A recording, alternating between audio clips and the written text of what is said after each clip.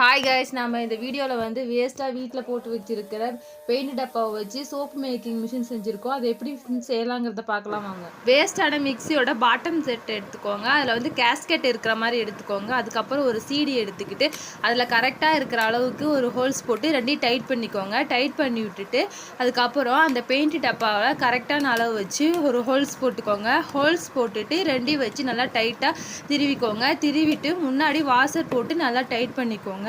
Tight பண்ணிவிட்டு அதுக்கப்புறம் mixie ஜாரோட plate எடுத்துக்கோங்க. பிளேட் எடுத்துகிட்டு முன்னாடி போட்டுட்டு பின்னாடி வந்து கொஞ்சமாக வாஷர் வச்சு அந்த கப்ளரை போட்டு நல்லா டைட் பண்ணுங்க. டைட் பண்ணுறதுக்கு முன்னாடி கொஞ்சமாக ஆயில் விட்டுக்கோங்க. ஆயில் விட்டதுக்கப்புறம் கப்ளரை போட்டு நல்லா டைட் பண்ணிட்டுக்கோங்க. Blender ready. இதோட ஃபுல் வீடியோ வேணும்னா கமெண்ட் பாக்ஸில் கமெண்ட் பண்ணுங்கள். ஓகே காய்ஸ், இது மாதிரியான வீடியோக்களை பார்க்க தமிழ் விளாக் சேனல் லைக் பண்ணுங்கள், ஷேர் பண்ணுங்கள். நெக்ஸ்ட் வீடியோவில் பார்க்கலாம். பாய்.